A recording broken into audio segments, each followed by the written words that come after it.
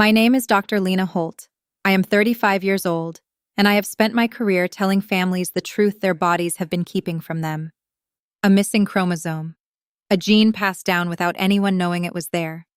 A relationship the blood never lied about, even when the people did. I never thought I would need my own training to tell my own family the truth about me.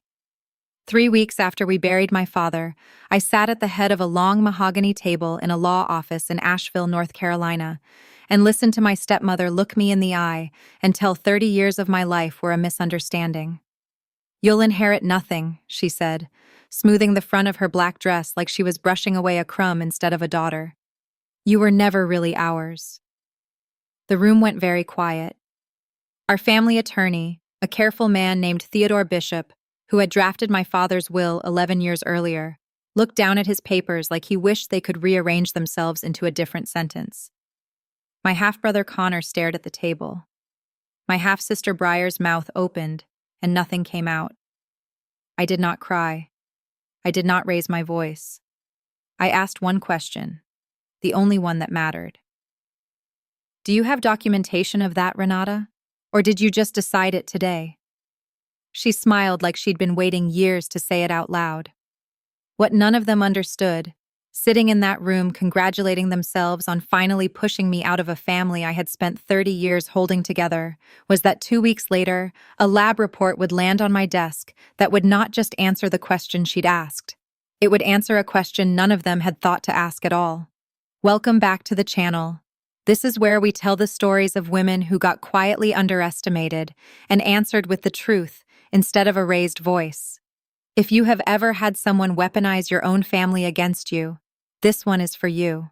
Drop a comment and make sure you're subscribed, because what happens in the second half of this story is the part nobody in that room saw coming.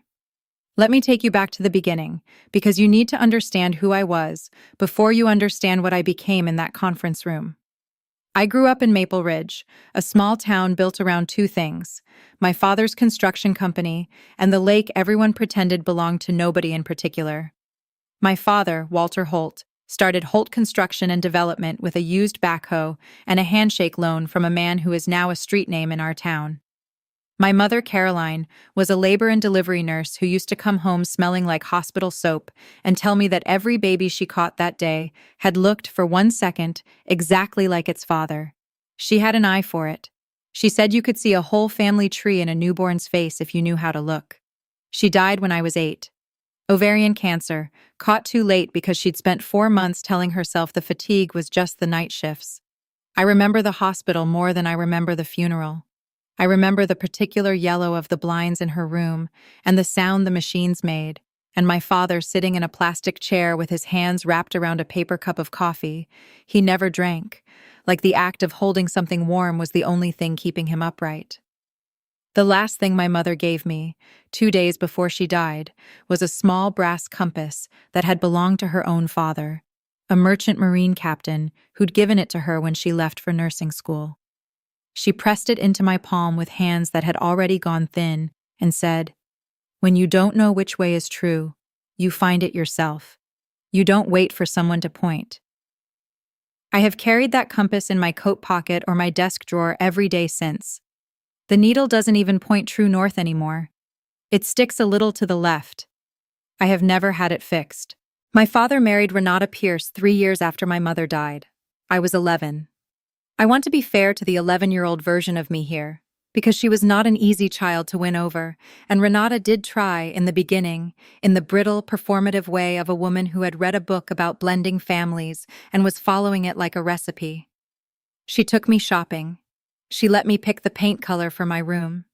She also, within the first year, began a habit she would never fully break, which was referring to Connor and Briar, the 2 children she had with my father in quick succession after the wedding, as our kids, in a tone that placed a small, precise wall between that phrase and me. It was never one cruel thing. It was 1,000 small placements. The family photo on the mantle that quietly stopped including me after my freshman year of college. The Christmas stockings that said Walter, Renata, Connor, Briar in gold cursive, with mine added later in a slightly different font, like an afterthought stitched onto the end of a sentence. The way Renata, at dinner parties, would introduce Connor and Briar as my children and me as Walter's daughter from his first marriage. A phrase technically true and somehow always delivered like a disclosure she felt obligated to make. My father never corrected her. I want to be honest about that too. Walter Holt was a builder, not a referee. He believed, the way a lot of good, conflict-avoidant men believe, that if he just kept showing up and loving everyone in his own quiet way, the math would eventually work itself out. He coached Connor's Little League team and drove 4 hours round trip every other weekend to watch my college cross-country meets. He was, in his own divided, imperfect way, present for all three of us. He was just never present enough, in any single room, to notice that Renata was running a second ledger underneath his. I became a geneticist in part because of my mother's hospital soap stories about reading families in a newborn's face, and in part because I have always needed to know the actual mechanism underneath a feeling instead of just sitting in the feeling. I did my residency in clinical genetics at a research hospital 2 hours from Maple Ridge, and by the time I was 30, I was running our regional medical center's hereditary disease program, the person families got referred to when a doctor needed someone to explain, calmly, what a gene actually meant for a person's future. It is a strange kind of training for a daughter who is about to be told she doesn't belong to her own bloodline. I have sat across from hundreds of parents and told them their child carries a mutation that will change the shape of that child's whole life. And I have learned, across a decade of those rooms, that the worst thing you can do when someone hands you devastating information is panic in front of them. You get still. You get precise. You let the facts hold the weight instead of your voice. I did not know, walking into that law office 3 weeks after my father's funeral, that I was about to need every bit of that training for myself. My father died on a Tuesday morning in March, of a sudden cardiac arrest in the parking lot of his own company's office, 40 minutes before his first meeting. He was 68. He had a known heart condition, hypertrophic cardiomyopathy, the same one that had killed his own father at 61, and I had spent 6 years quietly managing that diagnosis for him, scheduling his cardiology appointments, reading his echo results before his cardiologist's office even called him back, driving up from my own house 2 hours away, every time his number shifted in a direction I didn't like. Renata managed the household. Connor managed, when he managed anything, the company's marketing budget. Briar was in graduate school for art history and managed mostly her own schedule. I was the one who managed my father's actual survival for 6 years, and I want you to hold on to that detail because it matters for what comes later in this story. It is the reason I was the one standing in the hospital hallway when they told us he hadn't made it. It is the reason I was the one who picked the funeral home, and the casket, and the music, while Renata sat in the family room of the funeral parlor saying she simply could not bear to choose. It is also, as it would turn out, the reason I had access to something none of them remembered existed at all. 6 years earlier, after my father's hypertrophic cardiomyopathy diagnosis, I had done what any geneticist with a family history of an inherited cardiac condition would do. I asked the whole family to come in for a hereditary cardiac panel.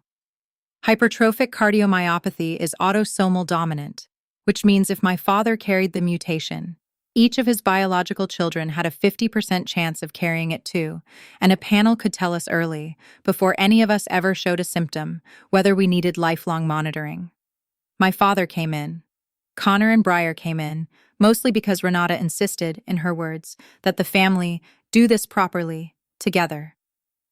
Renata herself came in too, less out of medical necessity, since she wasn't a blood relative and carried no genetic risk to test for, and more, I think now, because not coming in would have raised a question she wasn't ready to answer yet. The samples were drawn, processed, and banked under full informed consent at the hospital's genetics research biobank, the standard release every patient signs allowing de-identified or, with renewed consent, identified data to be used for future-related research and clinical purposes. I read everyone's individual results myself. Connor and Briar were both clear of the mutation. I was clear. My father, as we expected, carried it, which was why I'd spent 6 years watching his heart so closely. I never once looked at anything beyond the single gene we'd tested for. There was no reason to. The panel wasn't built for that question. It would be 2 months after my father's funeral before I understood that the data sitting quietly in that biobank had been built for an entirely different question all along, one nobody in my family had thought to ask in 6 years, and one I was about to need more than I had ever needed anything in my professional life. I have to pause here for a second, because I want you to understand something before we go further into that conference room. I did not walk into my father's estate meeting looking for a fight. I walked in grieving, exhausted, and still functioning mostly on the discipline I had built over a decade of delivering hard news calmly to other people's families. I had no idea, sitting down at that table, that I was about to become the hard news in my own. If you've ever had a family member save up a cruelty for the worst possible moment, you already know what's coming. Stay with me, because what Renata Holt didn't know, standing in that room feeling like she'd finally won something, was that she had just handed a geneticist a reason to look. Theodore Bishop opened the meeting the way he always did, with my father's full legal name and the date of the will's most recent execution, 11 years prior, back when Connor was 18 and Briar was 15 and I was 24 and finishing my doctorate. He read through the preliminary clauses in the flat, practiced voice of a man who has read 100 wills and learned to keep his own feelings out of his mouth. The house in Maple Ridge, left to Renata outright, as expected. The lake property, split among my children, language Theodore read without pausing, though I felt the air in the room shift slightly when he said it. And then the larger piece, the one that mattered, the one everyone at that table had been quietly calculating since the funeral. Holt Construction and Development, valued at just under $6.4 million, including its equipment, contracts, and commercial properties, was to be divided in equal shares among, and Theodore read the exact language slowly, deliberately, because my father had insisted on this exact phrase 11 years ago. My biological children, namely Lena, Connor, and Briar. My biological children. My father had written that himself.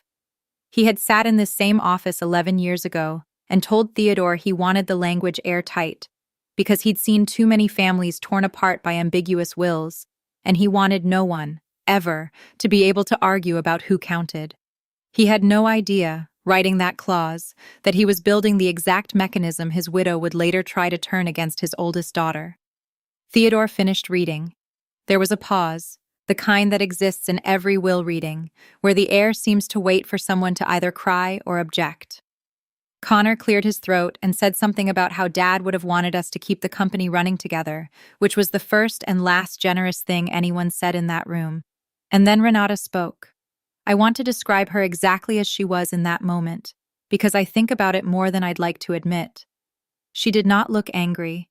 She looked composed, almost relieved, like a woman setting down a heavy bag she'd been carrying for a long time. She folded her hands on the table, the way she did at every PTA meeting and every dinner party I'd ever watched her run, and she looked directly at me. Before we go any further, she said, I think there's something the family needs to discuss, something Walter told me himself, near the end. Theodore went still. I went still too. The particular stillness I've trained into myself for 15 years of delivering hard news. The stillness that lets you absorb a blow without giving the room the satisfaction of watching you absorb it. Walter told me, more than once, in his last few years, that he had doubts, Renata said. About Lena. About whether she was really his. She let that sit in the room for a second, watching it land on each of our faces individually, the way you'd watch a stone skip across water. Caroline had an affair before Lena was born. Walter knew. He chose to raise Lena as his own anyway, because that's the kind of man he was. But he told me, more than once, that he always wondered. And I think, now that he's gone, the family deserves the truth instead of pretending around it. Briar made a small sound, not quite a gasp, somewhere between disbelief and the particular horror of watching your mother say something you can't immediately tell is true or monstrous. Connor's eyes moved from Renata to me and back, the way a person watches a car accident they can see coming, but can't stop. I did not say anything for 3 full seconds. I counted them. The way I count seconds in every hospital room where I have to let bad news settle before I speak into it. Then I asked the only question that mattered. Do you have documentation of that, Renata? Or did you just decide it today? She smiled. It was small, and it was satisfied, and it was the exact moment I understood she had been waiting for this room, this table, this particular configuration of grief and inheritance, to say it out loud. I don't need documentation, sweetheart. Your father told me himself. And frankly, looking at you next to Connor and Briar, I think a part of all of us has wondered for years. She glanced at Theodore. The will says biological children. I think, given what we now know, it's only fair that gets clarified before any distribution moves forward. And then she said it. The sentence she would never quite be able to take back. The one that would end up, eventually, in a court filing with her own name attached to it. You'll inherit nothing, Lena. You were never really ours. I want you to sit with that sentence for a second because I had to. 30 years. 6 years of cardiology appointments. The hospital hallway where I'd been the one to hear the words he didn't make it, and had to be the one to say them out loud to a stepmother who couldn't get the words out herself. A childhood of stockings stitched in a different font. All of it, apparently, conditional on a biology Renata had just decided, in a conference room, 3 weeks after the funeral, to dispute without a single piece of paper to back it up. Theodore cleared his throat, the careful sound of a lawyer trying to keep a room from catching fire. Renata, I want to be clear that an unsubstantiated claim like this doesn't automatically change anything about the will's execution. The document defines the beneficiary class. If paternity is genuinely in dispute, that would need to be established through appropriate means, not asserted at this table. Then let's establish it, I said. Every head in the room turned toward me. I think they expected tears, or fury, or some version of the daughter falling apart that Renata had clearly built her whole speech around. What she got instead was the version of me that exists in every genetics consultation I have ever run, the version that knows exactly what tools exist to answer a biological question, because answering biological questions is the entire shape of my professional life. If there is a genuine question about my paternity, I said, I am the single most qualified person at this table to resolve it, and I will resolve it properly, through the appropriate legal and clinical channels, not through a sentence you decided to say out loud in front of my dead father's lawyer. I looked at Theodore. I'd like to understand what's required to formally address a paternity dispute within the context of this estate. Theodore, to his credit, did not blink. That would typically require a court-recognized paternity or relatedness test, conducted under chain of custody appropriate for litigation, potentially through a motion before the probate court given that the claim has now been raised in the context of contesting distribution. Then file the motion, I said. I'll cooperate fully. I'd encourage everyone in this room to. Renata's composure flickered, just slightly, just enough that I caught it, the way you catch a hairline crack in a foundation before anyone else notices the house is settling wrong. I think she had expected this to be a closing statement. I had just turned it into an opening one. I left that meeting and drove the 2 hours back to my own house without turning on the radio. I did not cry on the drive, though I want to be honest with you that I came close twice, once passing the exit for the hospital where my mother died, and once passing the exit for my father's old office, the one with the parking lot where he collapsed. I got home, I let myself into the quiet kitchen, and I sat down at the table and took the brass compass out of my coat pocket and turned it over in my hands, the way I have done at every hard moment of my adult life. The needle, sticking slightly left of true the way it always has, settled where it always settles. I thought about my mother's voice, worn thin in that hospital bed, telling me that when you don't know which way is true, you find it yourself. I want to be honest about something here, because I think it's the part of this story that actually matters most, more than the legal maneuvering that comes later. In that first night, alone in my kitchen, the question that kept me awake was not whether I would win an inheritance fight. It was whether my mother, a woman who had been dead for 27 years and could not defend herself, had actually done what Renata said she'd done. I trusted my mother completely, the way you trust the person who raised you and is no longer here to confirm it. But trust and proof are different animals, and I am a scientist. I do not get to simply feel my way to a conclusion. I needed the data. The next morning, I called Theodore Bishop's office and asked for the name of an estate litigation attorney he trusted, someone who handled contested wills with the kind of precision I knew this was going to require. He gave me a name within the hour. Adele Forsyth, a partner at a firm in Charlotte who specialized in trust and estate disputes, with a particular reputation, Theodore told me, for cases involving disputed paternity and inheritance claims. I called her that afternoon. I told her everything: the will reading, the sentence, the 6 years of biobanked genetic data sitting quietly in my own hospital's research repository, data that had never been analyzed for the question I now needed answered. There was a pause on the line, the considering kind, and then Adele said something I would end up thinking about for weeks afterward. "Dr. Holt, I need you to understand something before we go any further. If you pursue this, you are not just going to find out whether you're Walter's daughter. You're opening a door, and once it's open, it tends to stay open for everyone standing near it. Are you prepared for whatever else might be behind it?" I told her yes. I had no idea, saying that word into the phone, exactly how true it would turn out to be, or how little of what was actually behind that door had anything to do with me at all. If you've ever had someone question something this fundamental about who you are, drop a comment and tell me how you would have responded in that room. And stay with me, because part 3 is where the actual data starts to talk, and it does not say what anyone at that table expected. Adele Forsyth's office sat on the 4th floor of a converted textile building in Charlotte, exposed brick and tall windows, the kind of space that announced a firm that had been winning long enough to stop needing to prove it with decor. She kept a single framed quote on the wall behind her desk, something about how the truth doesn't need an advocate, only a process. And I remember thinking, sitting down across from her with the brass compass turning over and over in my coat pocket, that I liked her immediately for the kind of mind that would frame a sentence like that. "Let's start with what we actually have," she said, pulling a legal pad toward her. "Walk me through the testing that already exists." I explained it the way I would explain it to a colleague.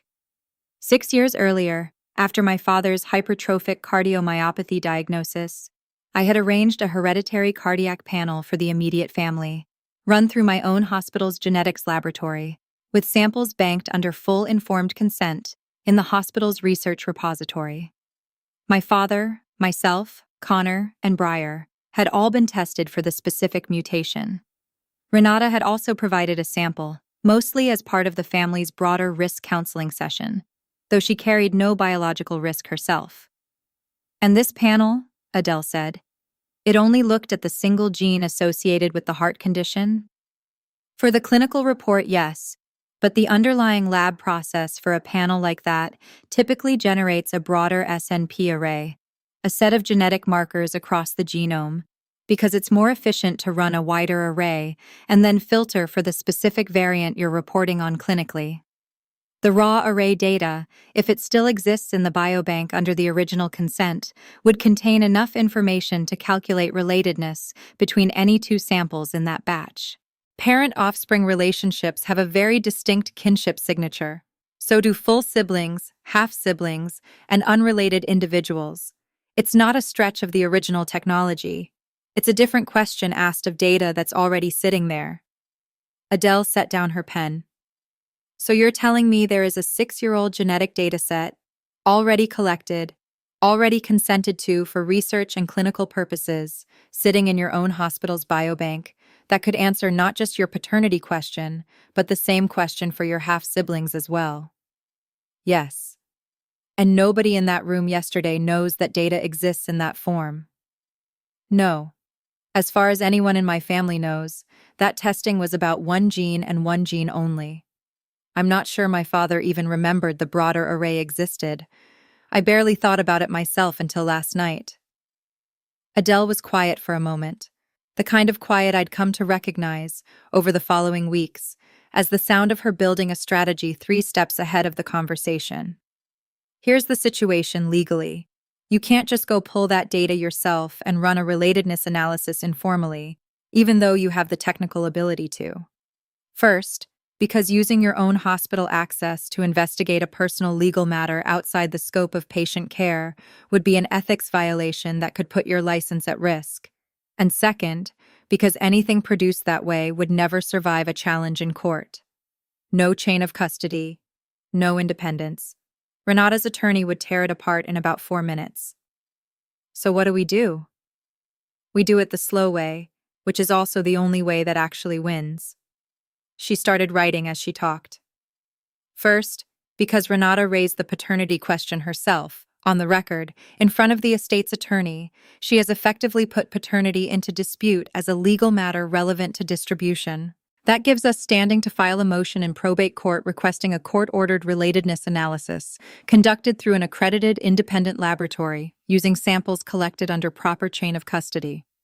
Second, we separately request, through a discovery motion, the preservation and release of the existing biobanked samples and array data, on the basis that they are directly relevant evidence already in existence, rather than asking anyone to undergo new testing from scratch. The court can compel the hospital's research office to release that data under a protective order, reviewed first by both sides' experts before anything becomes part of the public record. I sat with that for a second. And once that data exists in the case, the same analysis would necessarily produce relatedness information for Connor and Breyer too, not just me. It would, Adele said, and I noticed she was watching my face carefully as she said it. Is that something you're prepared for? Whatever the data shows about any of you? I thought about Connor's face in that conference room, watching the accusation land on me like he didn't know whether to defend me or stay quiet. I thought about Breyer, 26 years old, finishing a graduate degree, who had cried at our father's funeral harder than anyone else in the family. They were my siblings, half-siblings, biologically, by every account I had ever known, but the only siblings I had. I had taught Connor to drive in an empty church parking lot the summer he turned 16.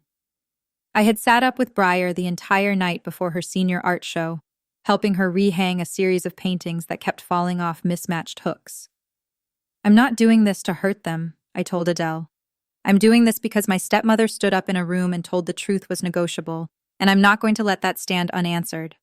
Whatever the data says about anyone, it says. I don't get to pick and choose the parts of the truth I want. Adele nodded slowly, like that was the answer she'd been hoping for. Then let's file. The motion went in 11 days later. Renata's attorney, a sharp, combative man named Garrett Voss, who I would come to learn specialized in exactly this kind of contested estate work, fought it hard, which Adele told me afterward was actually useful information in itself. Nobody fights this hard over nothing, she said. People who are confident in their position usually let the test happen because they expect it to vindicate them. People who fight the test itself are usually afraid of what it's going to say. I want to pause here for a second, because this is the part of the story where I had to do the hardest thing I have ever done professionally, which was wait. I am used to being the person who delivers answers in a room, not the person sitting outside one, powerless, while a court decides whether I'm even allowed to ask my own question. I went back to work. I saw my patients.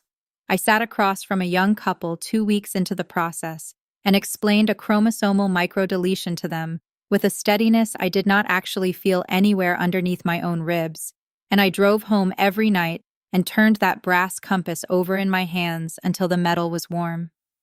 If you've ever had to wait for a process to move at its own pace while your entire sense of who you are sat suspended in the meantime, you already know there is no shortcut through that kind of waiting. You just live inside it. Drop a comment if you've ever had to sit with a question this big for longer than you wanted to. The judge ruled on the motion 4 weeks after we filed it.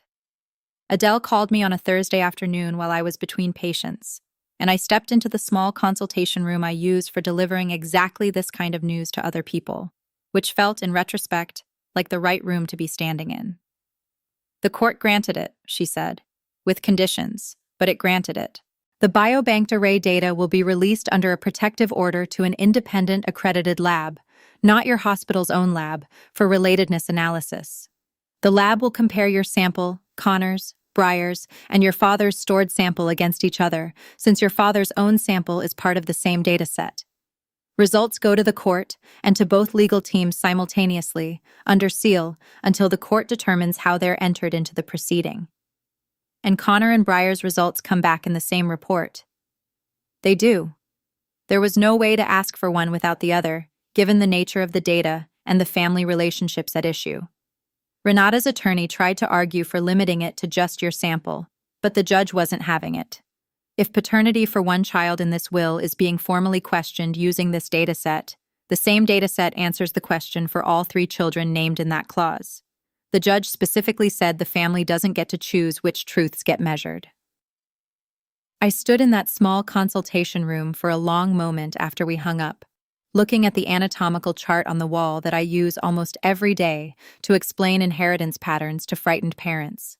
And I thought about how strange it was that the tool I had built my entire career around, explaining to other people, was about to explain something this large about my own life. The samples were drawn properly this time, fresh cheek swabs from me, from Connor, from Breyer, collected by a neutral phlebotomist under documented chain of custody, sent alongside the original banked array data for cross-validation. Renata herself was not biologically relevant to the test, and was not sampled, though I noticed, in the weeks the process took, that she had gone very quiet. No more comments at family gatherings. No more pointed remarks about who counted as hers. I think, looking back, she had expected this to end the moment she said the sentence in that conference room. She had not expected anyone to actually check. The results were scheduled to be ready in 6 weeks. I did not know, sitting in my car in the hospital parking garage after Adele's call, staring at the brass compass resting on the dashboard with its needle stuck slightly left of true, that the report coming back in 6 weeks would not just answer the question Renata had asked. It would answer one she had never once considered anyone might ask back.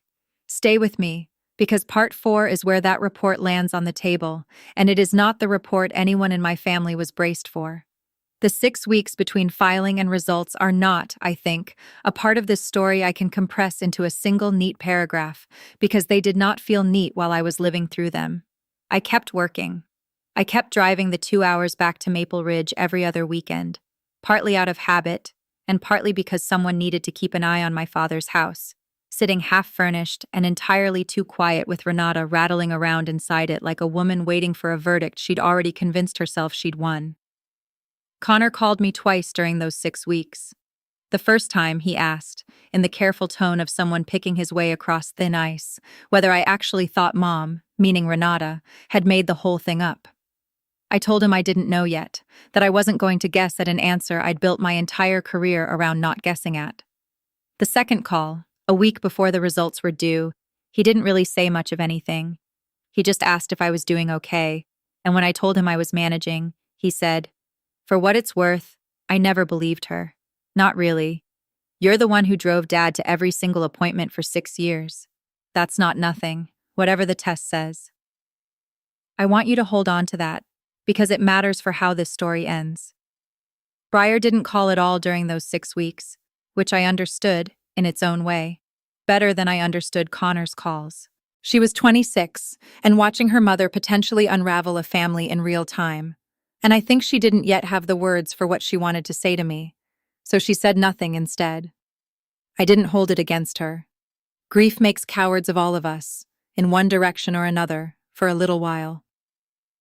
Adele called me on a Tuesday morning in late May. I remember the date specifically because it was the morning of my father's birthday, which felt, even at the time, like too on-the-nose a coincidence for a story I was actually living rather than reading. "The lab report came in," she said. "I have it in front of me. Do you want to hear it over the phone, or do you want to come into the office?" "Tell me now," I said. "I've spent 6 weeks waiting. I'm not waiting for a drive, too." She was quiet for a beat, the kind of quiet I now recognized as her organizing a hard sentence into its clearest possible shape before she said it out loud.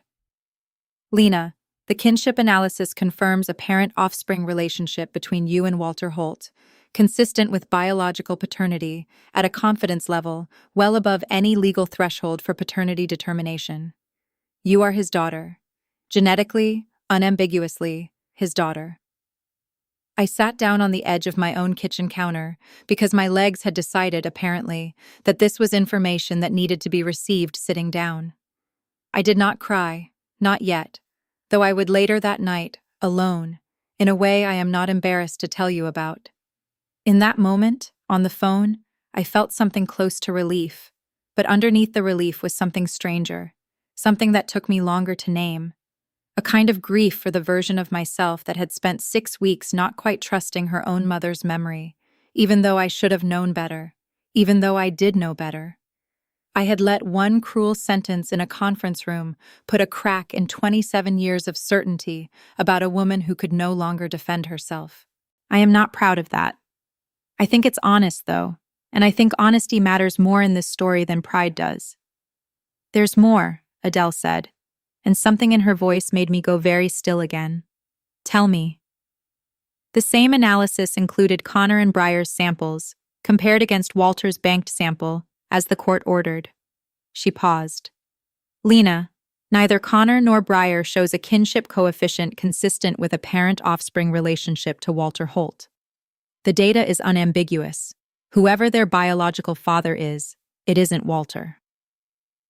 I want to be honest with you about the first thing I felt, hearing that sentence, because I think it's important. It was not triumph. I had spent 6 weeks bracing for a version of this conversation, where I was the one excluded from my own family, and some small, ungenerous part of me had quietly prepared an argument for why that would be unjust. I had not, even once, prepared for the inverse.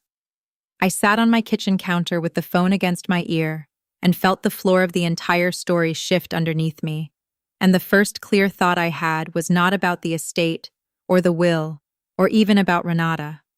It was about Connor teaching himself to whistle in that empty church parking lot the same summer I taught him to drive, and Breyer's hands shaking the night before her senior show, and how neither one of them had done a single thing to deserve what this report was about to do to the only version of their own history they had ever known.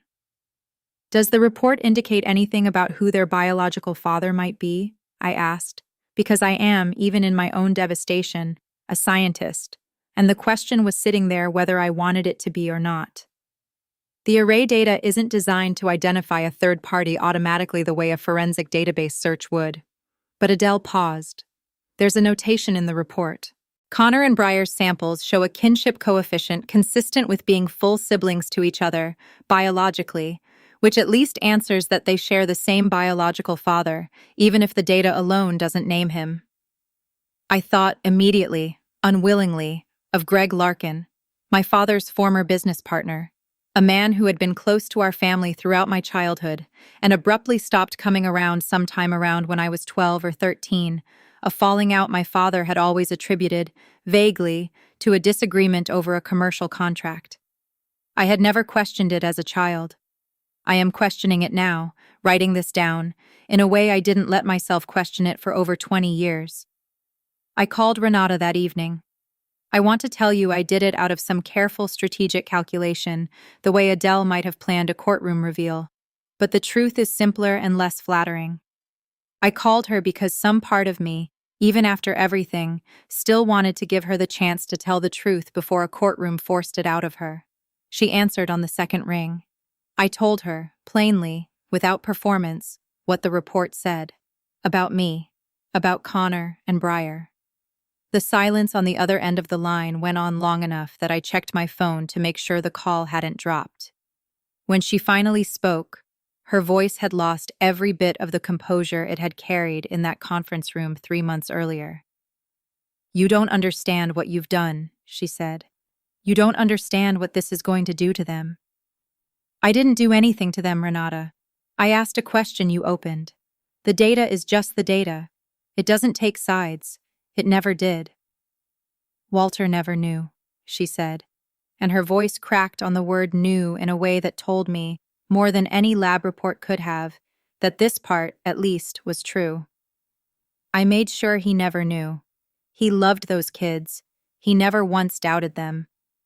And he never once doubted me either," I said, "until you decided, 3 weeks after his funeral, in front of his own lawyer, that he had." I have to pause here, because this is the part of the story that still costs me something to tell, even now. I was not calling Renata to win an argument. I had already won, in every sense the law could measure. I was calling her because I needed her to understand, out loud, what it had cost to manufacture a lie about my father's doubt when the actual unspoken doubt in that house, the one that had apparently been real, had been hers to carry alone for nearly 30 years, and she had chosen, even knowing that, to point the accusation at me instead of carrying it herself. She didn't apologize. I want to be honest about that too, because this isn't a story where everyone gets a clean redemption arc just because the facts came out. She said, instead, in a voice gone suddenly small, "What happens now?" "Now," I said. "It goes back in front of the judge. And then I imagine you're going to have two conversations to have that are a lot harder than the one we're having right now. If you've ever had the truth come out and realized it didn't land where you expected it to, you already know how strange that particular kind of vindication feels. It doesn't feel like winning. It feels like standing in the wreckage of something you didn't build, holding a piece of paper that proves you didn't build it, and still having to figure out what to do with everyone left standing in the rubble alongside you. Drop a comment if you've ever been right about something, and it still didn't feel the way you expected. Part 5 is where this goes back in front of the court, where Renata has to say out loud what she's spent 30 years burying, and where I have to decide what kind of sister I'm going to be to two people who just found out, through no fault of their own, that an entire foundation of their identity was never what they thought it was. The probate hearing was scheduled for a Wednesday morning in June, 3 months almost exactly from the day Renata told me I'd inherit nothing in that conference room. I want to tell you I walked into that courthouse feeling something like vindication. Mostly I felt tired, in the specific way you feel tired after carrying something heavy for a long distance and finally getting to set it down, even when setting it down doesn't undo the distance you walked. Connor and Briar were both there. I hadn't spoken to either of them directly since the report came back, not because I was avoiding them, but because Adele had advised, correctly, that any contact before the hearing needed to go through the attorneys, given how contested the proceeding had become. I caught Connor's eye across the courtroom before things started. He didn't look away. He gave me a small, exhausted nod, the kind two people give each other when they've both been through something and don't yet have the words for it. Renata sat beside Garrett Voss, rigid, her hands folded in her lap in the same composed posture she'd worn in that conference room 3 months earlier. Except the composure now looked less like control and more like something held together by sheer effort, a structure with its load-bearing walls already cracked. A handful of relatives sat in the gallery behind her, Aunt Donna's counterpart in this family, a woman named Pauline, who had spent 30 years believing whatever Renata told her to believe. I noticed she had positioned herself 2 rows back from Renata, not directly behind her. People do that, I've learned, when they've already started deciding which way they're going to jump. The judge, a measured woman named Patricia Onwegbu, who had clearly read every page of the filings before she ever sat down that morning, did not waste time on theater. She had the relatedness report entered into the record, read into the proceeding in plain, clinical language by a court-appointed genetics expert, who confirmed, point by point, what Adele had told me on the phone weeks earlier. Biological paternity confirmed for Lena Holt. Biological paternity excluded for Connor Holt and Briar Holt, with respect to the decedent Walter Holt. I watched Briar's face while the expert read that sentence. I will be honest, it is one of the harder things I have ever watched, watching the exact moment someone's understanding of their own father quietly comes apart in a room full of strangers in suits. She didn't make a sound. She just went very pale and stared at a point somewhere on the table in front of her. Garrett Voss tried briefly to argue that the report changed nothing about the will's clear intent toward Connor and Briar. Judge Onwegbu let him finish, then turned to Adele. "Ms. Forsyth, I understand your client has a separate matter she wishes the court to address before we move to distribution." "We do, Your Honor." Adele stood, and I felt something in the room shift, the particular quiet that happens right before a courtroom learns something it wasn't expecting. "I'd like to direct the court's attention to Article 12 of the decedent's will, the in terrorem provision." I watched Garrett Voss's face for the half second before he understood what was coming. Because lawyers, even good ones, have a tell right before the floor opens under their case, and his was a very slight stillness in the shoulders. Theodore Bishop, sitting in the gallery as a witness rather than counsel this time, since he'd drafted the document himself, was called to confirm the clause's language. He read it the same flat, careful way he'd read everything else my father ever signed. Any beneficiary or interested party who, in bad faith and without probable cause, contests the validity of this will or the entitlement of any beneficiary named herein, including by challenging the paternity of a named beneficiary, without a good faith evidentiary basis for doing so, shall forfeit any and all gifts made to that party under this will. My father wrote that 11 years ago, I said, when the judge asked if I wanted to address it, for exactly the reason I told this court at our last hearing. He'd seen families torn apart by people using ambiguity or accusation as a weapon. He built a wall against it. I don't think he ever imagined his own wife would be the one to walk into it. Adele then did the thing she'd spent 6 weeks quietly building toward, the thing she hadn't told me about in full until the morning of the hearing, because she said she didn't want me carrying it into the waiting any sooner than necessary. During discovery, her team had subpoenaed Renata's phone records and a decade of text message archives, standard procedure once bad faith became a live question in the case. Buried in a thread from 2 years before my father died, the exact window Renata claimed he'd confided his doubts to her, was a text from my father to his oldest friend and longtime foreman, a man named Sam Ostrowski, who Adele had located and subpoenaed as a witness. Sam took the stand and read it himself, because the court wanted it entered through a live witness, rather than just a printed page. The message, sent the week of my father's 66th birthday, said, "Lena's the only one of my kids who never once asked me for a dime. Proudest thing in my whole life, that girl. Don't know what I did right with her, but I'd do it again." The room went very quiet. I watched Renata's face while Sam read it. And I want to tell you, because I think it matters more than anything else in this story, that I did not feel triumphant watching her unravel. I felt the specific, clean relief of watching a fact finally outweigh a lie that had been allowed to sit unchallenged for 30 years. "Ms. Holt," the judge said, addressing Renata directly for the first time, "do you have any documentation, any witness, any communication whatsoever supporting your claim that the decedent expressed doubts about Dr. Holt's paternity?" Renata's voice, when it came, had none of the composure it carried in that conference room 3 months earlier. "He told me, in private. There wouldn't be a record of a private conversation." "And yet," the judge said, "the only documented record this court has been presented with, from the decedent's own hand, during the precise window you've identified, says the opposite, in his own words, unprompted by any litigation." She let that sit for a moment. "I'm going to make a finding on the record.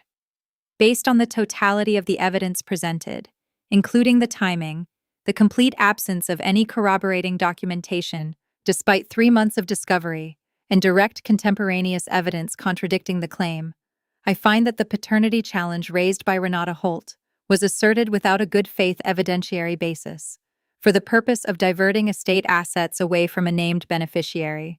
Article 12 is triggered." Garrett Voss asked for a recess.